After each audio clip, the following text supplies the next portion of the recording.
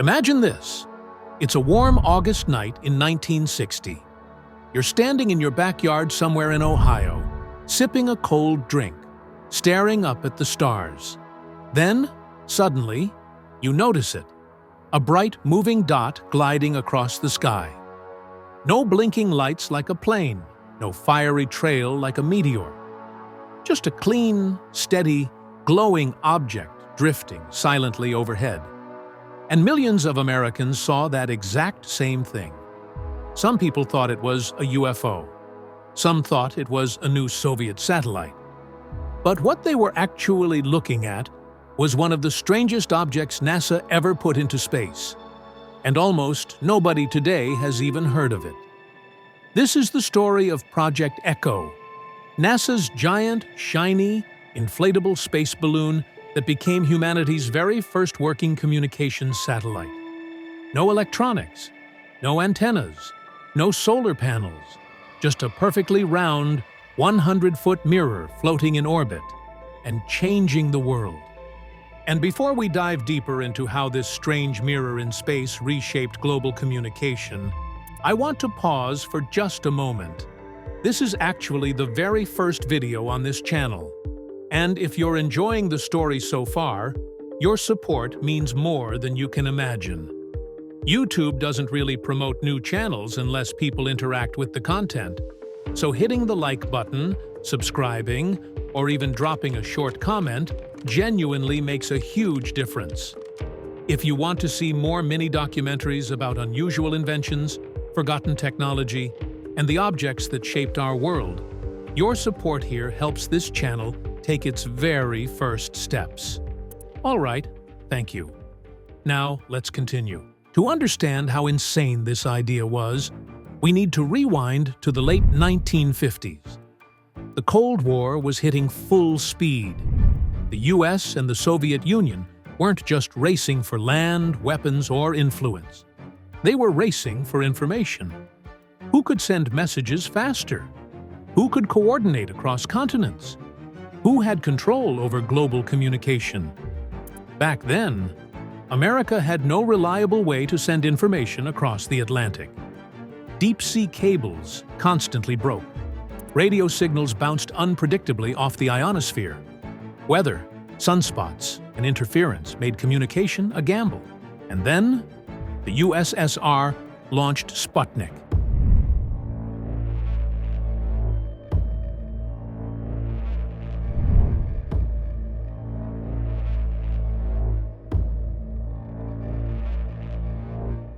Suddenly, the US wasn't just behind. They were humiliated. America needed a leap, a bold idea, something so futuristic that it would make the world say, okay, the US is definitely winning now. Enter Bell Labs with one of the strangest ideas ever proposed for space. Forget complex satellites with electronics and moving parts. Forget heavy antennas, batteries, or onboard computers. What if, they said, we just put a giant shiny balloon in space? Seriously. A perfect metallic sphere big enough to bounce radio waves off of. The same way a mirror bounces light. Send a signal from California. It hits the sphere. It bounces straight to New Jersey. Boom! Coast-to-coast communication. No processors, no failures, just physics. It was so simple that it sounded ridiculous. But simple was exactly what made it brilliant. There was just one problem. The balloon had to be enormous.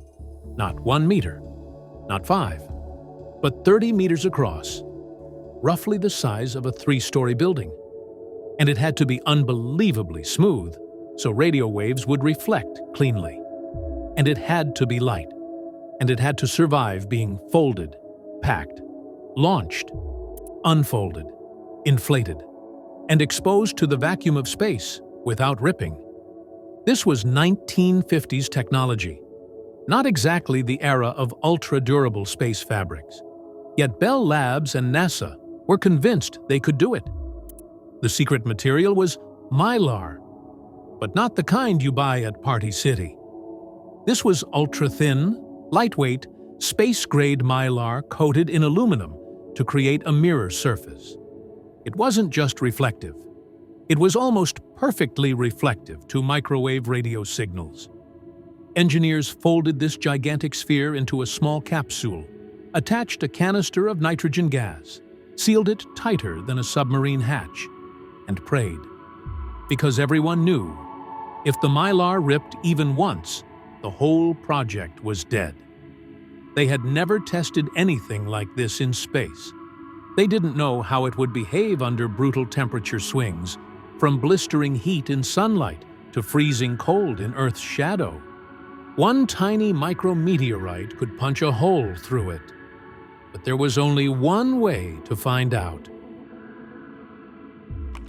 Launch day, August 12, 1960. A Thor Delta rocket lifted off from Cape Canaveral, carrying the Echo 1 satellite, or more accurately, carrying a tightly folded balloon the size of a house. When the capsule opened and the balloon began inflating, the entire engineering team held their breath. Ground tests had shown the mylar could tear just from being touched. This moment could have been a disaster. But then, it worked. The balloon unfolded flawlessly, expanded smoothly, and locked itself into a giant, perfectly round silver sphere. A shiny artificial moon suddenly appeared in orbit, one that people on Earth could see with the naked eye. For the first time, NASA had created something in space that wasn't just functional, it was beautiful. Then came the big test. Bouncing a signal. Ground stations in Goldstone, California, and Holmdel, New Jersey, prepared to send a radio signal across the country. Not through cables, not through the atmosphere, but via a mirror in space. The first signal launched. It traveled up through the sky, hit Echo, and bounced back down on the other side of the continent. It worked. This was the first real demonstration of passive satellite communication in human history. America had just proven that the orbital space around Earth could be used as an information highway. Echo wasn't just reflecting radio waves, it was reflecting history. But the balloon satellite turned out to be trickier than expected. Since Echo was so lightweight and so big, even sunlight pushed it around. Literally. Photons, tiny particles of light, gently bumped the satellite, slowly shifting its orbit. Engineers had to recalculate its position constantly. Otherwise, communication sessions would be totally off target. But the biggest threat was micrometeorites. Tiny grains of dust flying at insane speeds could puncture the surface. And over time, the balloon developed small holes. The nitrogen leaked slowly.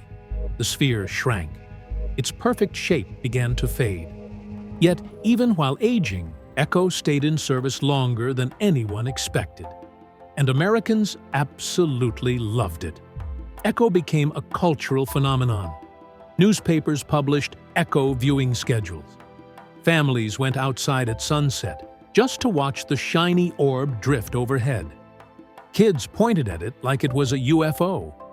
TV news anchors called it the world's first space light show. It wasn't just a satellite.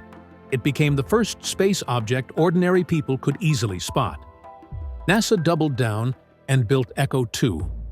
Bigger, stronger, more reflective, engineered to hold its shape even better. Echo 2 was so bright that people sometimes mistook it for an alien craft. But behind the spectacle, its mission was the same: reflect signals. A giant orbital mirror. Public interest exploded, but scientific progress moved even faster. Engineers realized the future wasn't passive reflection. The future was active satellites, machines that amplified signals instead of just bouncing them. And soon came the next generation. Telstar, Relay, Early Bird, Intelsat, the satellites that built the world we live in. But none of it, not GPS, not satellite TV, not global internet, would have happened without Project Echo. Echo proved that. Orbit could be used for communication. Lightweight materials could survive in space. Engineers could predict the motion of large reflective objects. Passive reflectors worked at high altitudes. Space could become part of Earth's communication network. It was the foundation, the first stepping stone, the proof of concept for everything that came after. Eventually, Echo lost its shape and fell back into the atmosphere, burning up silently. People barely noticed. Technology had moved on. More complex satellites had taken over. Echo's moment in the spotlight was over, but its legacy never disappeared. Every time you open Google Maps, every time you watch satellite news, every time you FaceTime someone across the country, you're using a system based on ideas first tested by a giant silver balloon floating around Earth in 1960. Project Echo wasn't just a satellite. It was a symbol, a reminder that sometimes the simplest ideas spark the biggest revolutions. And next time you look up at the night sky, remember, once, drifting quietly among the stars, was a giant mirror that changed the world. Thanks for watching. If you enjoyed this mini documentary and want to see more stories about unusual inventions and forgotten pieces of history, don't forget to like the video and subscribe. It helps the channel more than you can imagine. See you in the next episode. And trust me, you won't want to miss it.